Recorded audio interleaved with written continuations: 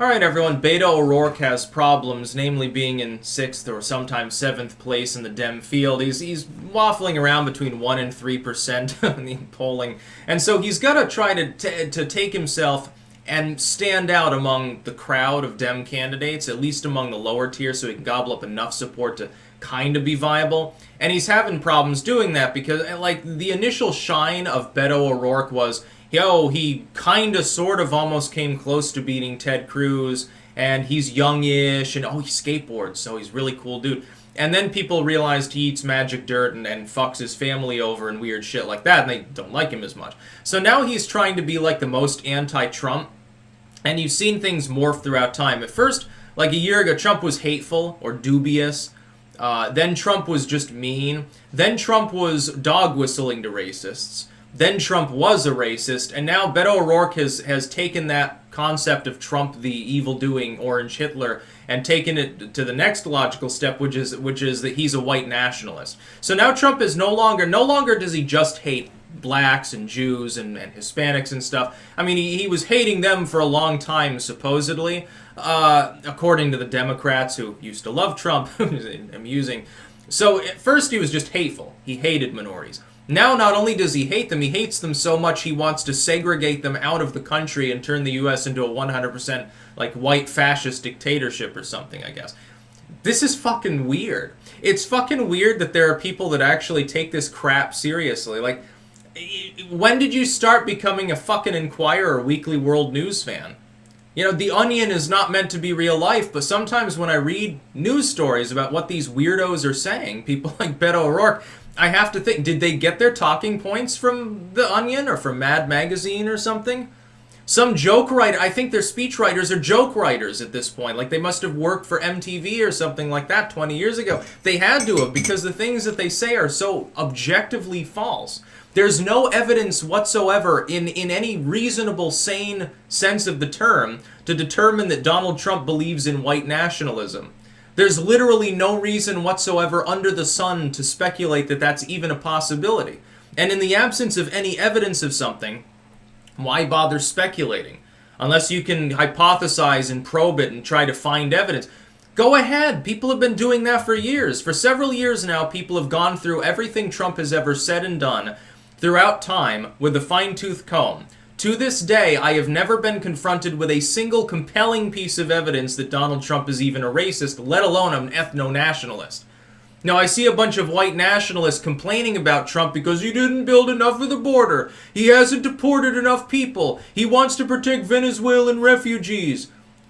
You know, he passed prison reform. Oh, we're sad because black people got out of prison. That's what I see them saying. I see people like Nick Fuentes treating Donald Trump like he's a cancer at this point. I don't see them celebrating him. A few of them are like, well, he's better than the alternative. Okay, well, that's kind of a half-hearted, not exactly a ringing endorsement. It must really suck to be BetoORourke, though, to know that this is... fucking, I make this video on the fact that BetoORourke said something fucking stupid. He'll get more attention because I made this video than he will at his next rally. More people will watch this video than will show up for the rest of his fucking rallies in all of August, probably. Because he was a flash in the pan, and he fucking sucks. He doesn't know how to run a campaign. He thought, hey, I'm younger than these people, and I've got the boyish smile thing going on, and I've got a family. I'm not as old as Biden. I'm not as old as, like, Bernie Sanders or Elizabeth Warren. I don't have the hard-ass prosecutorial record of Kamala Harris, and, you know, I'm a little more viable age-wise than you know, Buttigieg and stuff, maybe a little bit more well-spoken at some times when he tries. Then he can sort of do the evangelical hand-waving thing, and so he figured he had it, you know, in the bag. He figured, I'm going to enter this race fresh off of my loss in Texas. People are going to say I'm the anti-Cruz, that'll boost me up, and then pretty soon I'll be the anti-Trump and I'll be the nominee. Never happened. He never even was in the top 3. When he entered the race, he entered at like 5%. It was viable, but he didn't build upon that. He figured, I'm BetoORourke, I'm the Gen X candidate, that will get me the nomination. Fuck you! There are other Gen Xers in there too. Technically, isn't Buttigieg technically an oldish millennial? He's 38, Tulsi Gabbard, I think, is like 38, 37 or something. Isn't she technically just on the oldest edge of the millennials? She's a Gen Xer. She's like the youngest year or 2 years of the Gen X framework. So, I mean, you know, come on, dude. You're not that well-spoken. You're certainly not that charismatic when you talk about, oh, yes, my loss was difficult. I immediately went to some fucking state and ate some dirt, and I had my family eat it too. You know, I had my kids eating dirt because I lost to Ted Cruz. I was that dejected, and fucking, I had to rend my clothes and wear sackcloth and cry to the Lord for a week out in the wilderness. I'm just trying to think of Beto O'Rourke wandering around out with the tumbleweeds or some crazy shit like that. You know, he goes to El Paso. It's not because he's lamenting the shooting, because he seemed to be laughing about it.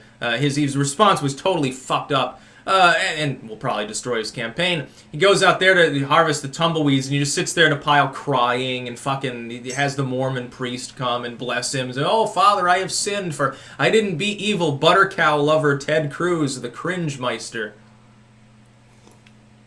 I couldn't even beat Ted Cruz. I'm such a fucking loser. I might as well go hang myself, says Beto in a moment of near suicidal depression after he loses the election, and therefore his lucrative salary. Well, fucking good riddance. Stay out of politics and stay. You just do what Obama did, and go to Hawaii and disappear and just make shitty tweets once in a while.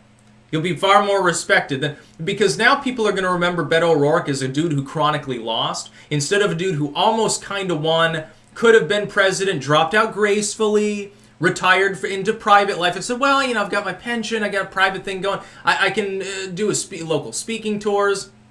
I can run for local office, and sort of off the national stage, I'll disappear. He could have had a very lucrative local or state-level career, still well-liked enough in Texas to seek office. He could have become the governor of Texas, or something like that. He could have done that. Instead, he decided to go straight for the jugular, say, well, I'm going to throw my hat in for the presidency. Now he's fucked up. Now he's going to be remembered as an also-ran loser within the Democratic Party, with no clout whatsoever. Fucking Beto. Beto, fucking weirdo. He said Trump is a white nationalist. There's literally no reason to speculate that. There's no reason to believe he's a racist. Al Sharpton and Jesse Jackson complain about him every day now. They were glad to pose with Donald Trump back in the 90s. They had no problem with him. I still get that one goofball on Twitter saying, whoa, Trump was discriminating in housing. He settled the cases so he wouldn't have to admit guilt. Well, settling the case could also mean, hey, it was something in his hair. He decided to brush it out because he's got more money than he has time, and so he doesn't care if he has to throw millions of dollars at a problem. He's used to it.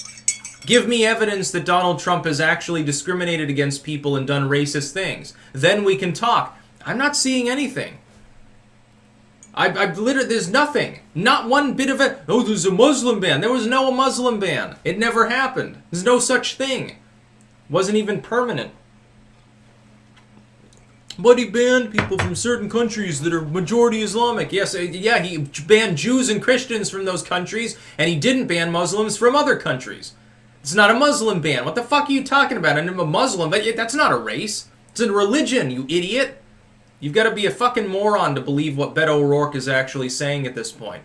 He's trying to maintain relevance. He's desperate. He's still sliding in the polls. He's like, and on a good day, he gets 4%. He's at Cory Booker levels. Buttigieg laughs at Beto O'Rourke. So it's really funny to see. That's about all. Peace out.